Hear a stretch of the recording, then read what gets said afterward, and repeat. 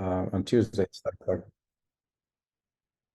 we started talking about the differences between classical physics and modern physics or quantum physics, which led to the further discoveries in other fields, and we are sort of inching toward quantum biology, but that's still a long way away.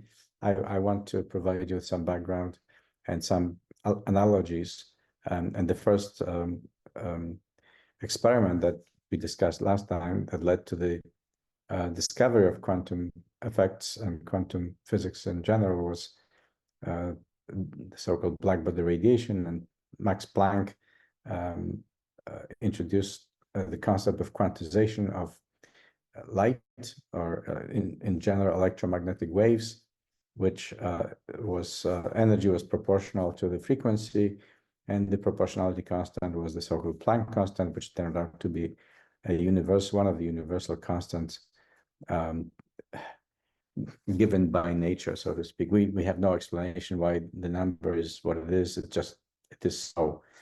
And then let me just say that this is the blackbody radiation we'll revisit later on, because it has quantum characteristics, and there is something called biophotons, which can be measured. Every living system emits it's a byproduct typically of metabolism, recombination of reactive oxygen species, and we can measure that. And this is still a somewhat unresolved question, what sort of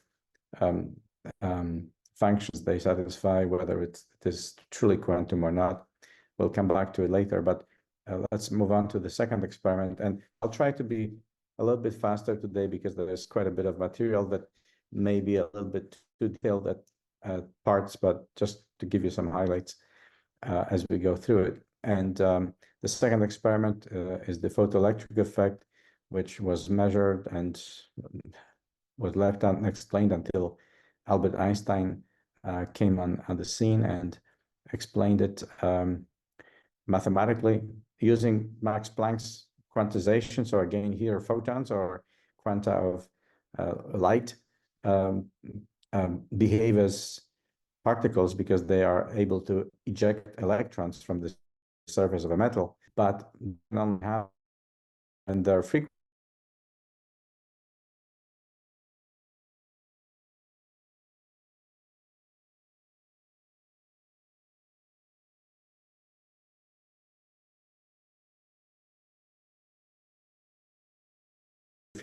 the greater the energy, and therefore it makes logical sense to say that for low frequencies, this energy is too low, insufficient to provide enough kick for the electrons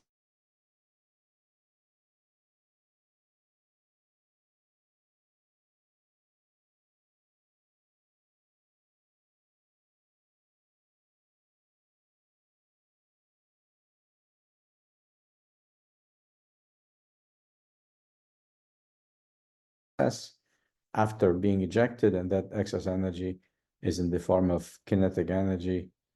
So they move faster. If it's a minimum amount, they just leave without any extra kinetic energy or velocity. This is the kinetic energy that is in addition to the work function, allowing them to leave the surface of the metal. That's basically the explanation, and at the time it was pretty revolutionary enough to earn Albert Einstein a Nobel Prize for his work. This was published in 1905, and yeah, that's a schematic of this experiment with this photocell used to measure the current that flows once the electrons are ejected. This is the incoming light. Blue light has a higher frequency than the red light, for example, here, and blue light would have enough quanta of energy to eject electrons and cause them to to move and be attracted to the collector plate, which is the positively charged electrode, the cathode, and on the other hand, the red light, which has the longest wavelength and therefore the lowest frequency, will not be sufficient to do the job, and that will not cause the current to flow. That's the principle behind the photocell and sensors that are used for automatic photodetectors for automatic switching off and on of water in public toilets in some places, and things of this nature. So that was the second experiment. That's another illustration of this. So imagine this electron sitting here at the bottom of the well, and then if the energy is sufficiently high, it gets ejected, and that's the blue light doing the job. Okay, so that's the second. And also want to make a comment. Photosynthesis,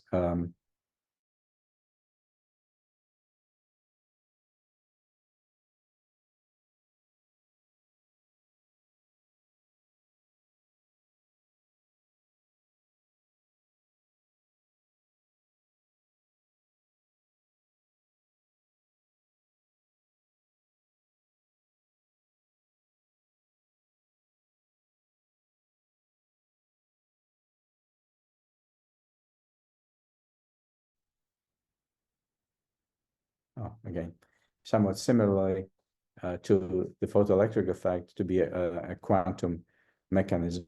And that was the first sort of quantum biology example, and a very important one, as you will see later on.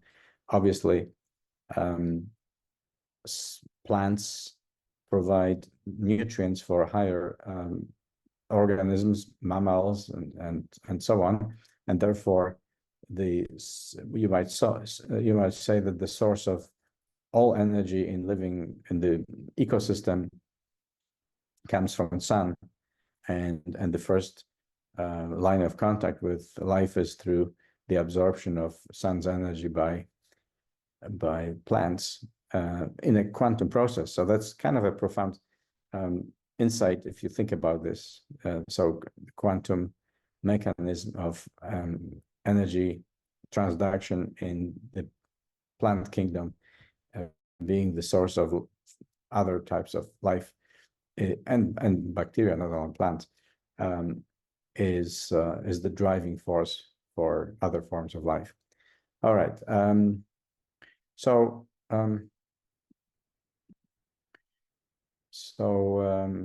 Here's kind of a further explanation about the wave-particle duality. If you remember, de Broglie's major contribution to the understanding of quantum physics was to say that, unlike in classical physics, where we have waves separately from particles, here it's both, and all these properties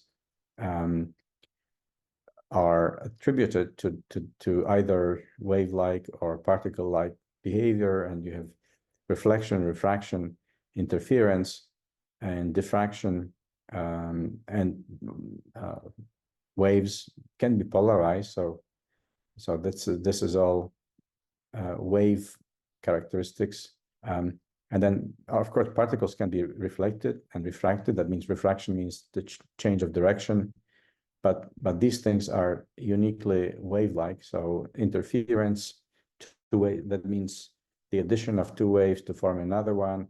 Diffraction, going through slits, openings, and providing diffraction patterns on a screen. And particles cannot be polarized. Polarization means the choice of direction of oscillations through space. Again, we'll come back to it a bit later. I don't want to spend too much time on details, but that's typical. And then photoelectric effect is only explainable in terms of particles, and that's the conundrum that existed before Einstein. That the photoelectric effect was caused by the action of light, but it cannot be explained by wave-like nature of light, only assuming that light is behaving here as a particle. So that's now we see this kind of duality at work. Okay, and now we move on to the third sort of important and completely different perception of reality in quantum mechanics compared to classical physics, the Heisenberg uncertainty principle. This is Werner Heisenberg, a famous German physicist. Actually, he was also somewhat infamous because I think it's now historically documented that he was a Nazi collaborator during the Second World War, so a little bit controversial. I'm not quite sure how strongly was he involved in the Nazi movement, but at any rate, there was some sort of unpleasant aspect of his personality, perhaps. But in terms of his physical contributions were monumental to physics. So here's the mathematical statement of the uncertainty principle that he formulated, namely, delta x is the error in the measurement of the position of a physical object. Delta p is the error in the determination of the momentum. Momentum, you may recall, p, momentum is the product of mass and velocity. So since mass can be assumed to be well determined for all the particles, but velocity is not so easy to determine in these experiments. So we can say that this is, we could rephrase this as delta x times delta v must, and that's the statement of fact, must be greater or equal than the Planck constant h divided by 4 pi mass of the object. In other words, there is a limit on our ability to know a quantum systems state. In this particular case, you cannot know at the same time precisely. If we say that we precisely determine the position of a particle, that means delta x is 0, then you have to divide this right-hand side by 0, giving you infinity. That means that if you precisely determine where the particle is, then you have absolutely no knowledge about how fast it's moving, or vice versa. If you say, okay, I was able to determine how fast the electron or proton was zooming through space, so that's 0, then we absolutely lost information about where it is. Delta x would be infinity, because if you divide a finite number by 0, it's infinity.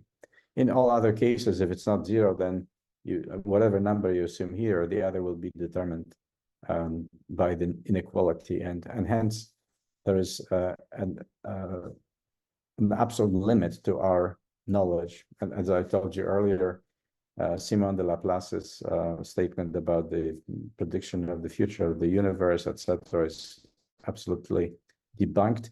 In fact, as I said, down to a single particle, that we really have no ability to predict where it is at the same time, how fast it's moving. And that also applies to other, these are called in quantum mechanics, complementary variables. So position and momentum are complementary, but there are other variables which satisfy the same type of inequality, namely Heisenberg uncertainty principle. And these are very importantly time and energy, for example. So you could rephrase it to put on the left-hand side delta E, the uncertainty in the determination of the particles' energy, and delta T. They will also satisfy exactly the same inequality, must be greater or equal than Planck's constant divided by 4 pi. There's a mathematical way of demonstrating it or proving it. Of course, in this course, we won't be able to go through it because, yeah, because it's a course for non-physicists. But if you study physics at the graduate level, you have to know how to derive it. So that formulation tells us that if you find out how high was the particle's energy, you lost completely information about the time at which this observation was made. And other applications involve angular momentum and angle. So if an object is a particle rotating, it has an angular momentum, and this is analogous to position, and angle is like position, angular momentum is like momentum, so rotational variables. And then we haven't introduced spin yet, but spin is a typically characteristic quantum property, and that applies to the observation of two spin components. That's a vector. It has three components in general, but any two of the three cannot be simultaneously determined with arbitrary precision, and so on. There are some other examples.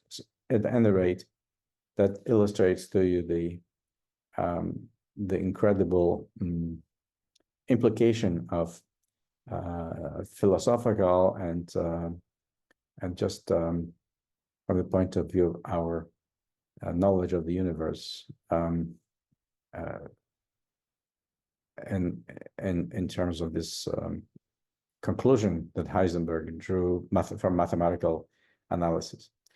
So that the next one is, of course, Ernest Rutherford, who came up with the determination that the structure of the atom is completely different from what was until then assumed, namely some sort of smeared or uniform distribution of charge.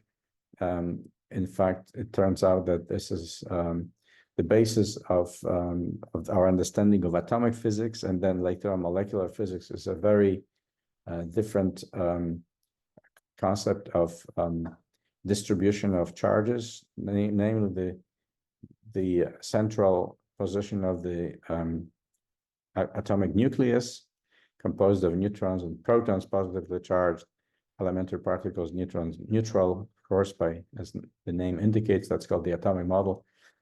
So Rutherford's experiment showing that this is separate. It's a central part of the atom is positively charged, and then you have electrons in the outer area of the atom. I have a presentation, little sort of PowerPoint presentation that I'll show you later on. This is completely out of scale. This is not to scale.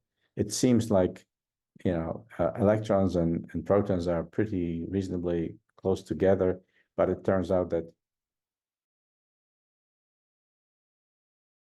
here at the nucleus, 99.9% of the mass is here. Electrons have a tiny mass compared to the protons and neutrons, and they are so far apart that this is completely out of scale. You can't even draw it on this page, because most of the space between where the electron, which is negative charge, is positioned is empty. So vast emptiness separates the positive charge from the negative charge. Okay, and so that's number one. Number two is that and this is the quantization of atomic energy levels, showing you here that again we have discrete values. The so-called ground state is the lowest energy state in which the electrons can be, and we'll come to it. And then there are states that can also exist. These electrons can be excited, just like in the photoelectric effect. They can be kicked to higher energy states by absorption of energy from incoming photons or light energy, quanta of light. And they can be de-excited and come back down. And when they do that, they emit light back into the environment. So that's the Rutherford discovery, which led to a mathematical description by Niels Bohr. That's him. So Rutherford experiment, 1910, by scattering alpha particles to reveal the structure of the atom. And then Niels Bohr solved this problem mathematically. And kind of, this is likened to the planetary system, with the solar system, with the sun in the middle and the planets circling around. Here we have the nucleus in the middle and the center, and then not planets, but the electrons. It's a kind of naive analogy, not very accurate, but I think it's easy to remember because we all know the solar system, and we know that the orbit of the Earth is pretty repetitive. You know, we come back to the same position every year with respect to the sun, and it's so it's stable. And the stability of this charge distribution, you may understand maybe from high school physics that Coulomb's law tells us that oppositely charged particles attract, right? So you have negative charges here and an equal number of positive charges in the nucleus. So from the classical point of view, atoms should not exist, because all these electrons should collapse on the nucleus, but they don't. They are actually far apart, the nucleus and the electrons.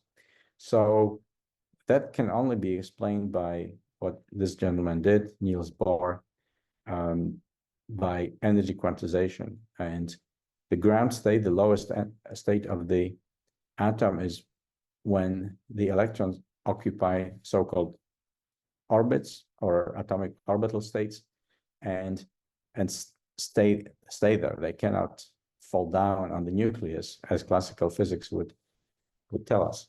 And that was proven by first atomic spectroscopy measurement of these spectra. You can excite the electrons to higher orbits, a little bit like if you were to give our planet, the Earth, kind of an energy kick and throw it into a higher, greater distance from the sun. There will be another orbit, and these orbits are for electrons are shown here in terms of the energy positions, and the arrows indicate basically the amount of energy that it takes to move it from one orbit to the next.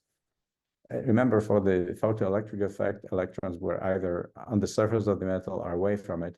Here we have a greater number of possible states where electrons can be at different distances from the center. Eventually, something like this can occur where you free the electrons from the attraction of the nucleus, and that's called ionization. So you create an ion out of an atom by giving enough energy for the electron to escape the attraction of the nucleus. A little bit like, again, we were struck by some massive comet, and the planet Earth would be given so much kinetic energy that it would be able to escape from the pull of the sun.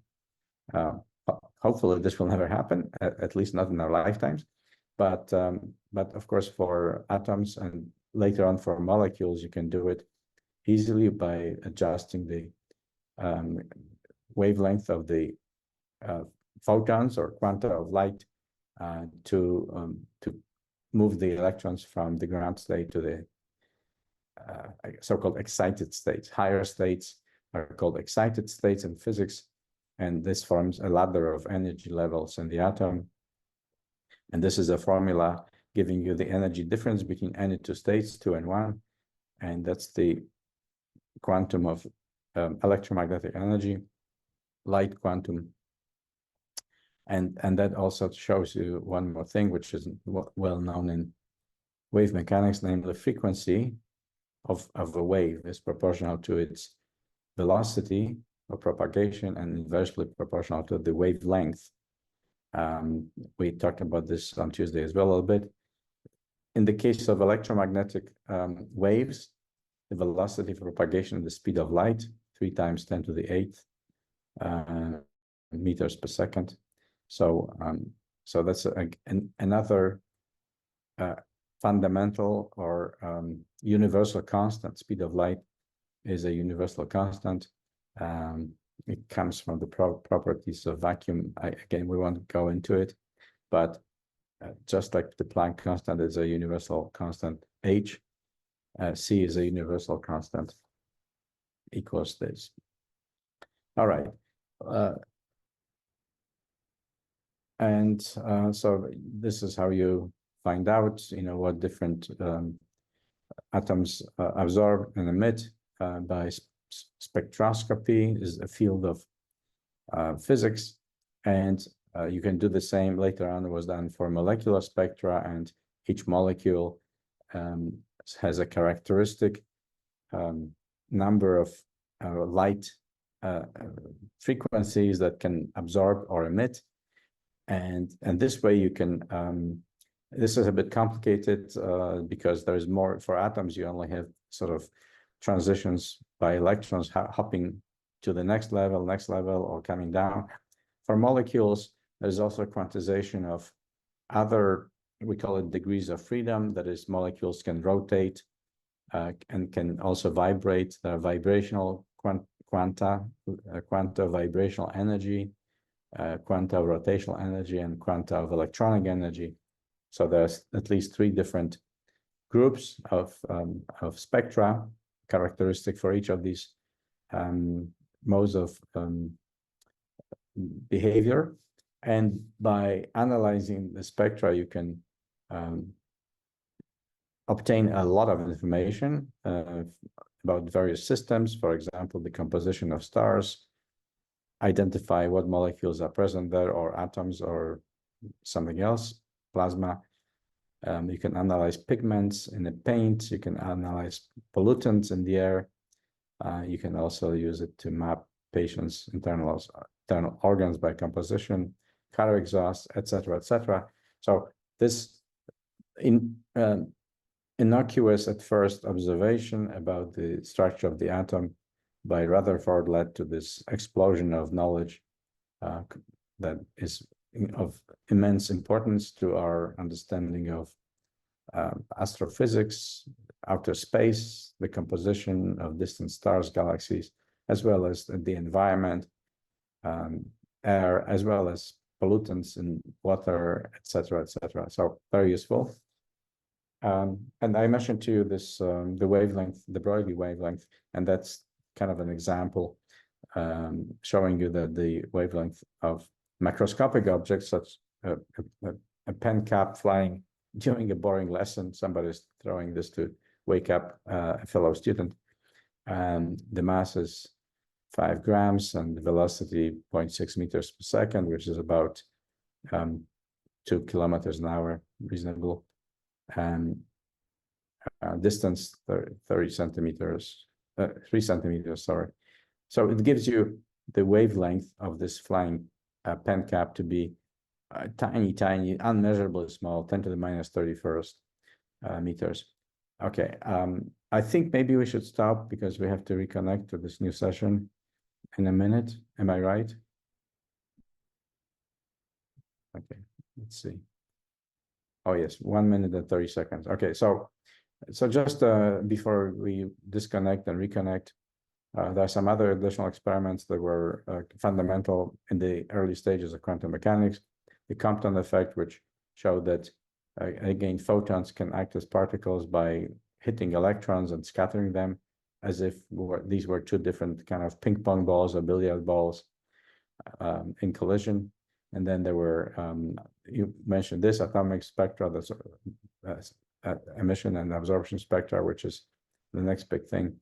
And then double slit experiments, so diffraction of electrons and protons. And finally, this experiment, Stern-Gerlach experiment, which demonstrated the presence of spin. Stopping now and reconnecting momentarily. And then, as I mentioned to you earlier, during the Solvay conferences in 1927 and around that year,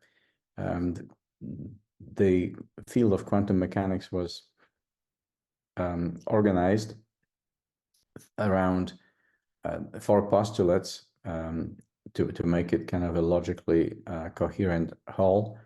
And so here are the first here are the postulates.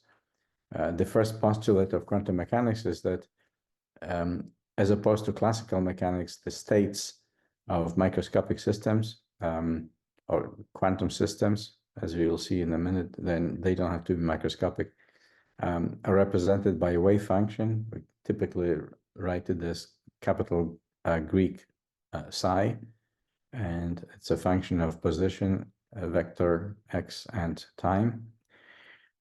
It's an abstract function, complex function that is related to the probability of finding a particle in a given state.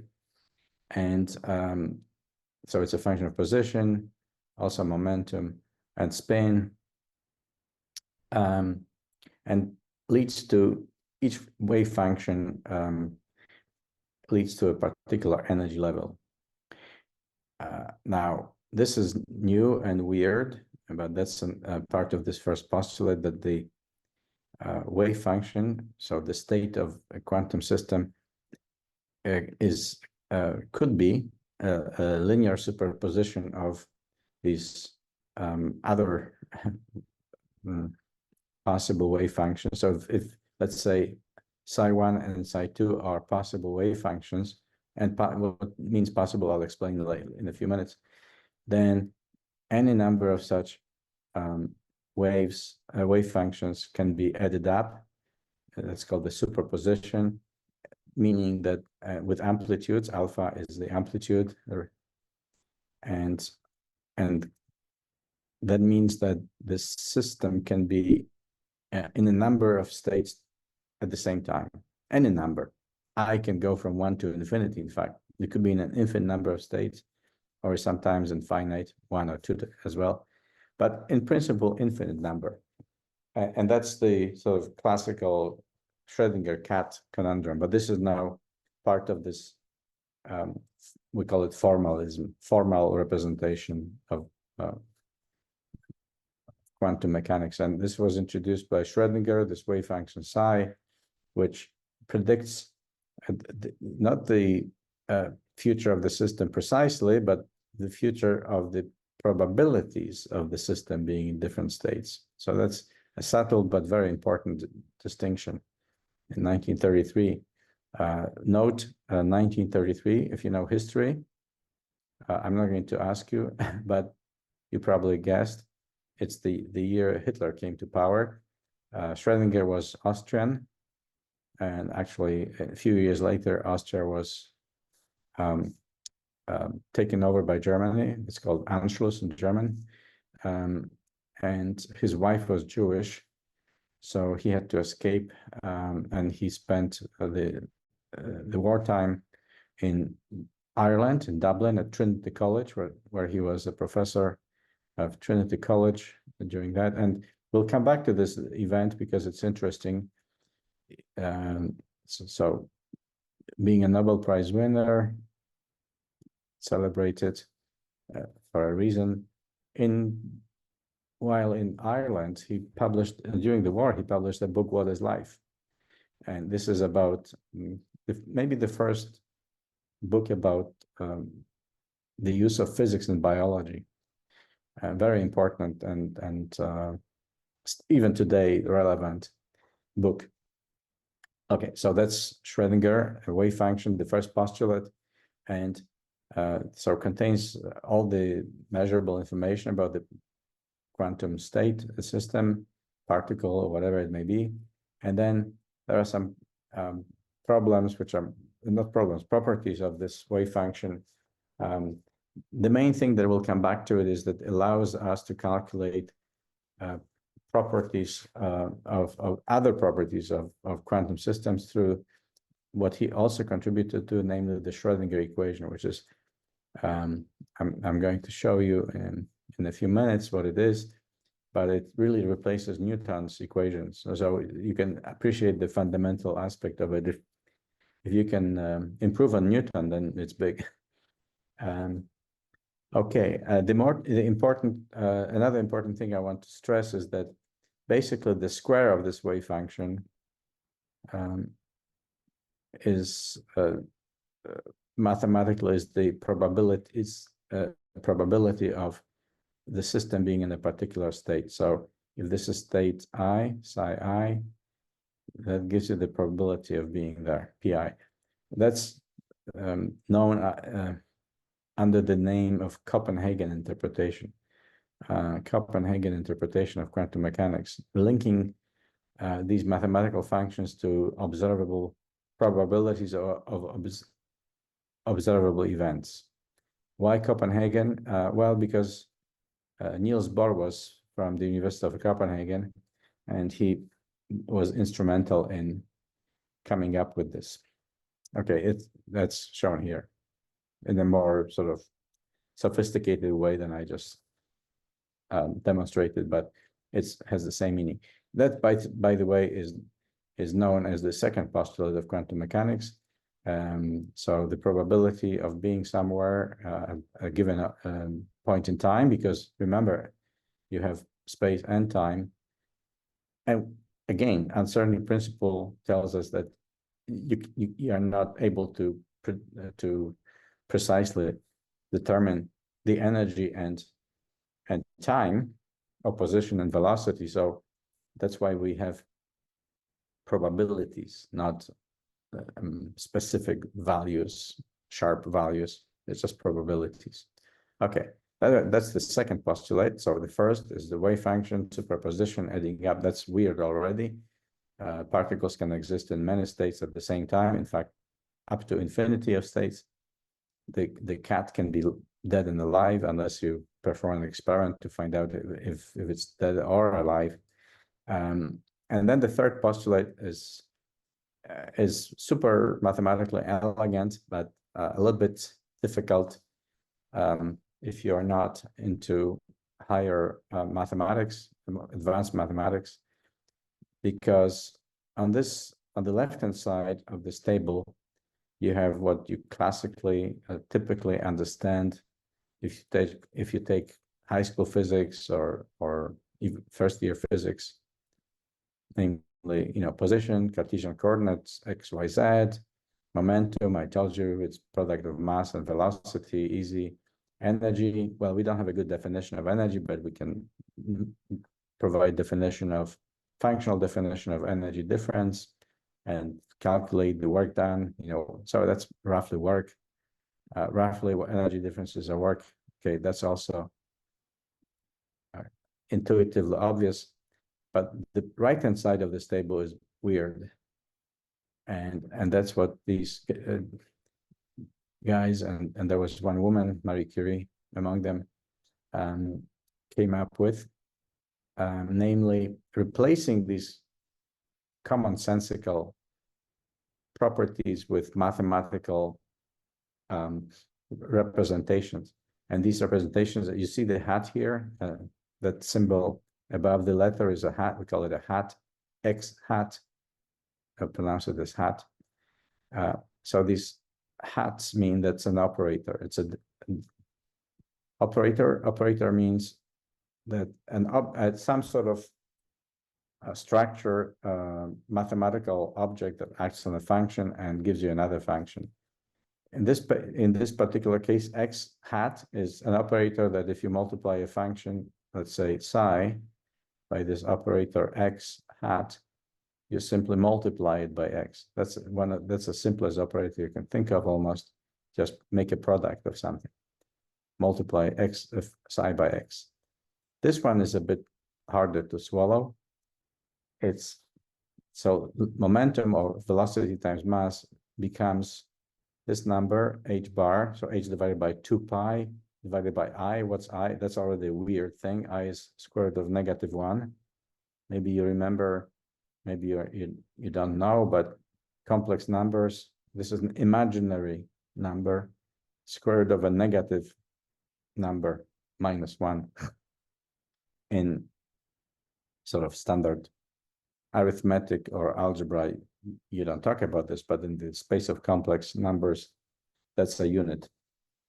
Okay, and that is a partial derivative, dx.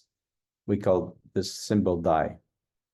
Okay, so I'll leave it at this. You can treat it as sort of amusing um, um, pronouncements from above, but if you study physics, you will understand that that's actually quite meaningful, but you have to trust me on that.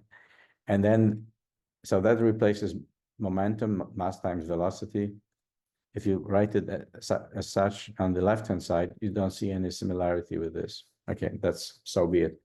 And then energy is maybe a bit easier to understand. Here we have potential energy. Maybe in high school, or if you took first year physics, you heard about potential energy and kinetic energy. Kinetic energy is in classical physics equal to, as I already wrote today, I think 1/2 mv squared. In quantum physics, this kinetic energy becomes this operator, di squared, dx squared, multiplied by minus h bar squared divided by 2m. So this is a second partial derivative. And luckily, the potential energy is just like before in classical, is v of x. So you multiply the wave function by this function. Okay, so that's quantum weirdness, if you wish. That's one way of looking at it. But amazingly, the results they obtained from experiments over the century of or more of existence of quantum mechanics demonstrate that this is all incredibly precise, incredibly correct, with no indication that there is something wrong with this. Okay, and then this final fourth postulate is the keystone of the whole thing. That's the equation. Again, if you're not into calculus, that doesn't make much sense. It's the Schrödinger equation. Erwin Schrödinger in 1926 proposed this to replace Newton's equations. If you remember, Newton's equation is mass times acceleration equals force. And from this, you can, calculate the dynamics of all systems in macroscopic systems in classical physics. This is how you would describe the evolution. As you can, on the right-hand side is basically time evolution of the wave function of a particle, quantum particle. On the left-hand side is the energy of this is the kinetic plus potential energy operator acting on the on the same wave function. Okay. It is what it is. That's the essence of quantum calculations, which I don't expect you to do or even follow, but maybe it's sort of culturally useful to at least have seen it once. Okay, and that's it. And so back to the Copenhagen. So these are the four postulates, and everything stems from it. You can then take advanced quantum mechanics and solve some problems. Suppose there's an electron in the vicinity of a proton, and calculate the energy levels of the hydrogen atom, which is what it is. And people did this and compared it to the atomic spectra of hydrogen, and then you add another electron, another proton, and calculate this for helium, etc., etc. Solve all these problems, do experiments, and voila. I mean, surprise, surprise, everything agrees with experiments to, let's say, the last decimal point, a place. But now, in terms of philosophical musings about it, you can say the following. So within the quantum system, there is no reality beyond what is revealed by the acts of measurements or observations. In other words, measurements reveal sort of instantaneous situations about the system. If you ask about the position, you get the answer, but then you lost information about its velocity, as I said, or if you ask about the energy of the system, you lost the information about time. You can get the energy levels, excitations. So probing the system with different wavelengths of light. But that is critical. There is no reality beyond these discrete experiments. In between experiments, you don't know at all what the system is doing. And that's, again, like this Schrödinger cat. Unless and until you open the box and take a look at the cat, you don't know if it's in a live state or dead.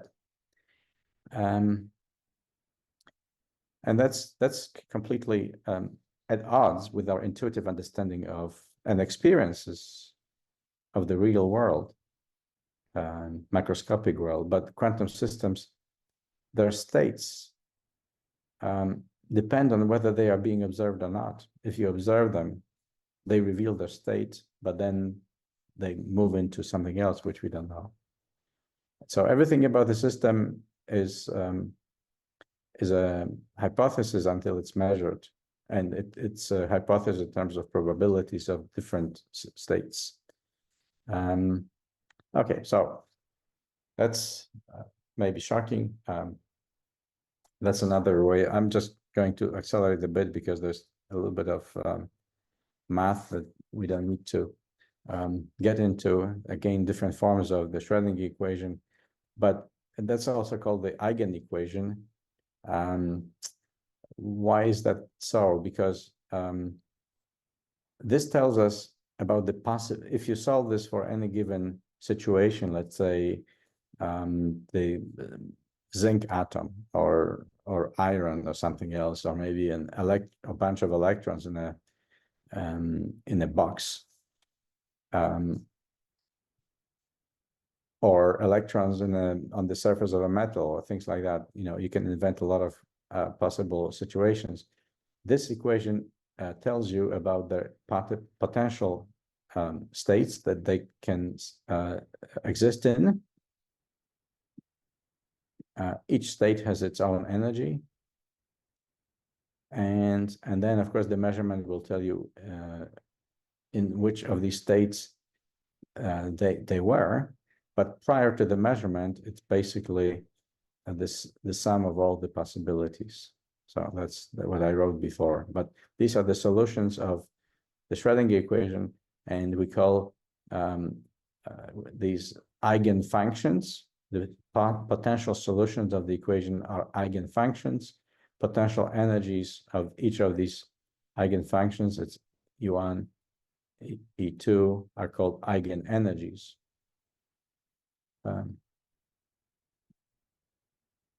Okay, and so on. So this is the quantum jargon, if you will: eigen equation, eigenfunction, eigenenergy, and they have a very specific meaning related to the problem at hand and its mathematical solutions.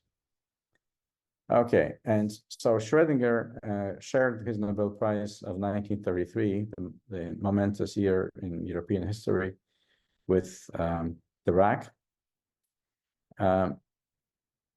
I want to say something about Dirac. Paul Adrian Maurice Dirac. He was a professor at Cambridge, and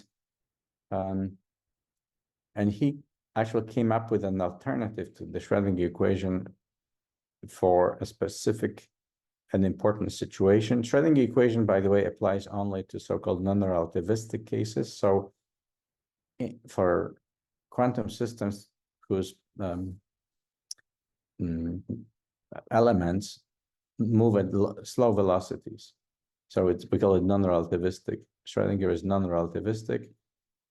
Relativistic as in Einstein's special theory of relativity. So relativistic. So that's Schrödinger. But Dirac went one step further, and he derived an equation that is equivalent to Schrödinger in the case of fast-moving particles. So the Dirac equation replaces Newton's equation for fast particles. So it's a relativistic quantum equation of motion, we say, relativistic. Okay, so just for the sake of historical accuracy, relativistic, I can't spell today, and introduce some very smart shorthands, representations, so to make it look very elegant.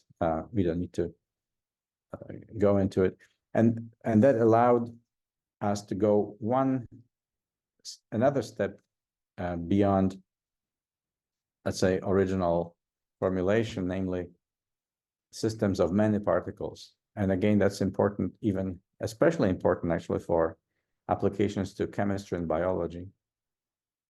Many particle or many body systems, because in most cases of interest to us in either chemistry or biochemistry or biology, we are not dealing with a single electron or a single proton or even a single atom. We are dealing with countless numbers of atoms forming countless numbers of molecules, organizing themselves into macromolecules, proteins, enzymes, DNA, phospholipids, etc. And if you want to understand these organized systems, you break them into pieces, and these pieces have their own charges, and they are separated by some distances, and you solve the Schrödinger equation or the Dirac equation for the many particle cases. Now that becomes hard, and it wasn't really possible to solve too many cases until the advent of high performance computing. So if these are really many coupled partial differential equations you have to solve for the distribution of electrons in molecules, and now we can do this easily with computer clusters and computer farms, and very powerful computational resources, which was not easy before or even impossible before. So you build up the structure of the system that of interest from ground up, from electrons, protons, neutrons. Then you form the atoms, and then you put atoms together into molecules, and each molecule may be structured differently: carbon dioxide, hydrogen, water, carbon monoxide, and phosphate groups, and then ATP molecules, and the list goes on, and you understand each one of them separately, what is the electron distributions, and then chemical bonds appear, and that leads to the formulation of quantum chemistry. When you put two atoms together with many electrons and many protons, that is how you solve. So quantum chemistry is heavily computational, very complex, but again, immensely accurate in our understanding of the energy levels and the densities of electron clouds. So instead of electrons being seen as little spheres, dots, you actually see them as we call them electron orbitals, molecular orbitals, which is like shapes in three-dimensional space, complex shapes, charge densities or distributions of charge, cloud-like, that can actually change shape if you bring together a molecule of oxygen or ionized oxygen and proton or hydrogen, positively charged hydrogen, then they will form a molecule. And in the process of this, the charge distribution changes. Electronic charges move in space. Okay, and that we almost finished with this introductory, but kind of long, hopefully not too boring, set of topics on quantum physics. But I couldn't miss the story of spin. And here's Wolfgang Pauli He was professor of physics in Zurich. Interesting guy. He was a little bit eccentric, but that didn't stop him from winning a Nobel Prize in 1945 for the discovery of or introduction of spin. Why is this important? Because without Pauli and without spin, first of all, we couldn't explain magnetism, because magnetism, ferromagnets, even fridge magnets, are magnetic because of the presence of spin. If there's no spin, there's no magnetism. But second, even maybe more importantly, you couldn't explain in detail Mendeleev's the periodic table of the elements.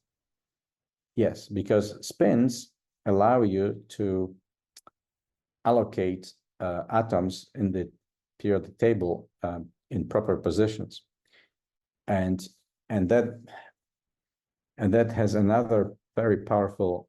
I will finish in 10 minutes. I guarantee.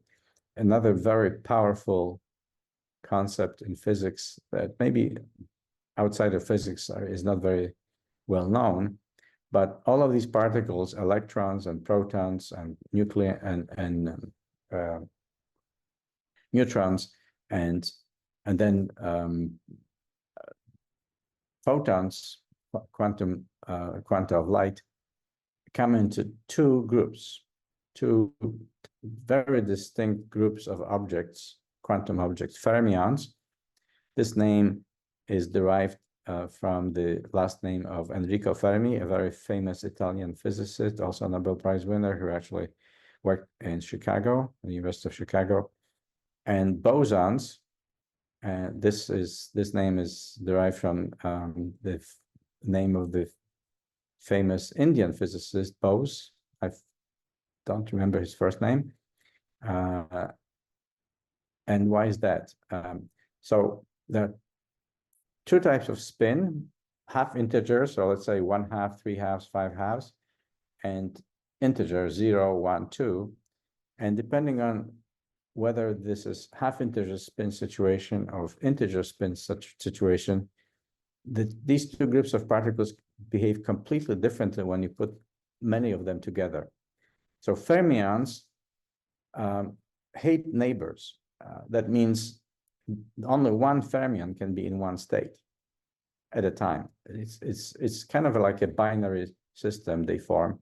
So the number of particles in a given state for fermions can only be 0 or 1. It's like a binary code. Natural groupings of particles for computing, if you will.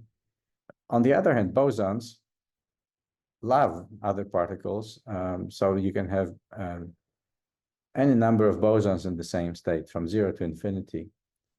And so why is it important? Because electrons and protons are fermions, so they occupy any state by themselves, like each of them has a different state. And so if electrons have spin 1/2 and they occupy a single state, but a state may be spin up or spin down. So let's say 1/2 could be plus 1/2 or minus 1/2 projections on the axis. So that gives us the occupation numbers for orbitals in an atom. We remember we talked about electrons in an atom resembling a little bit the solar system, like planets around the sun. But now imagine that these planets can be, there could be many planets. So if there was an Earth, it could be also an anti-Earth. But if Earth is spinning around its axis clockwise, the anti-Earth could be counterclockwise. And they, although they share the same orbit, they have a different spin. Up, one is clockwise, the other counterclockwise. So that's how you organize electrons in an atom, and that explains the occupation numbers of different states in an atom, and explains completely the organization of the table of the atomic elements. So it's huge. It's really it's super important. So this gentleman, Wolfgang Pauli, helped us understand how that works. Bosons, on the other hand, as I said, have no problems having any number of neighbors in the same state. And so light photons are bosons. And therefore, this can explain why you can have such a powerful phenomenon as laser. Laser is photons or quanta of light in the same state, and you can have any number of these photons in the same state, so that can create very powerful beams of laser light. In fact, you can use them for military purposes because they carry so much power. Laser weapons, Star Wars, and this kind of thing. Okay. The fact that fermions can be in either in a state which is unoccupied or occupied, but nothing else is allowed for fermions, it's called the Pauli exclusion principle. Pauli exclusion, because they exclude other fermions. Okay.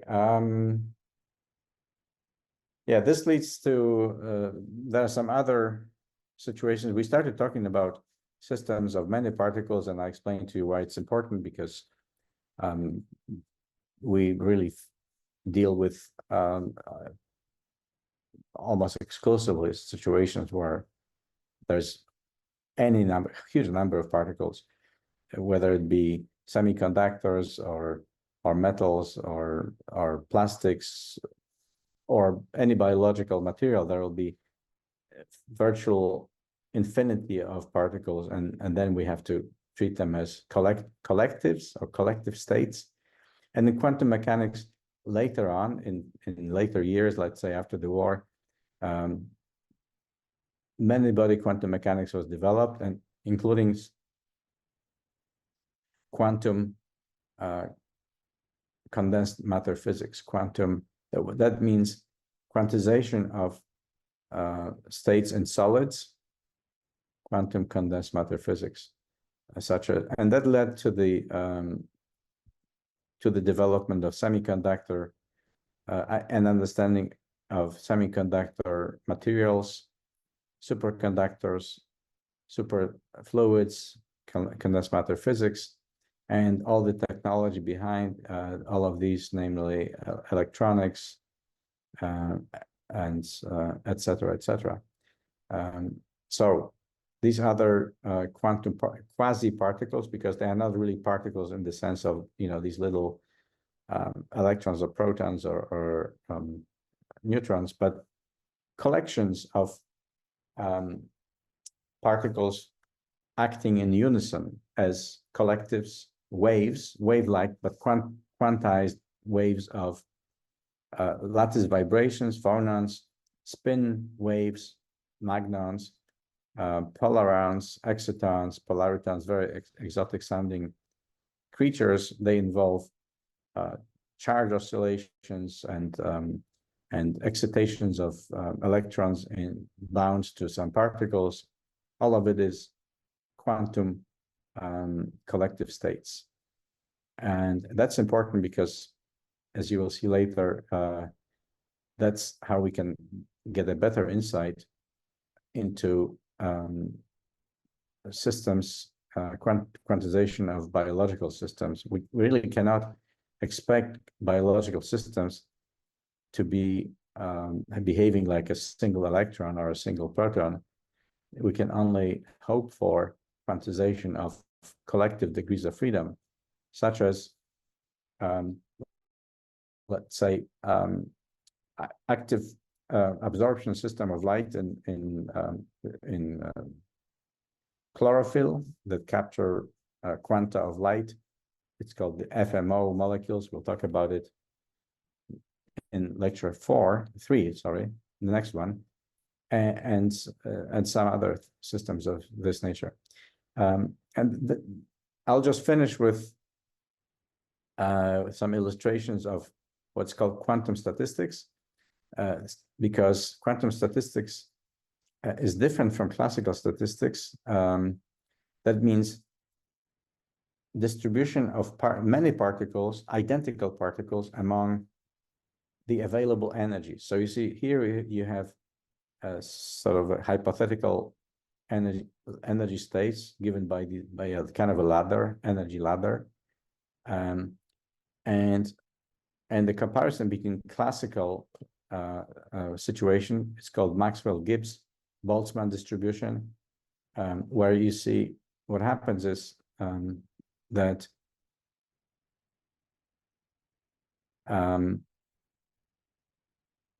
yes, I can post the lecture notes. I will, or provide them access to these. Here, something you probably don't know, but according to Boltzmann, Maxwell-Gibbs, we talked about this earlier. For classical particles, the higher the energy, the lower the probability of a particle being at this energy state. You can see here there's 3 particles at the lowest energy state, 2 at the higher middle, and only 1 at the this is ground state, the second excited state. For Fermi-Dirac fermions with spin 1/2, you have particles occupying one particle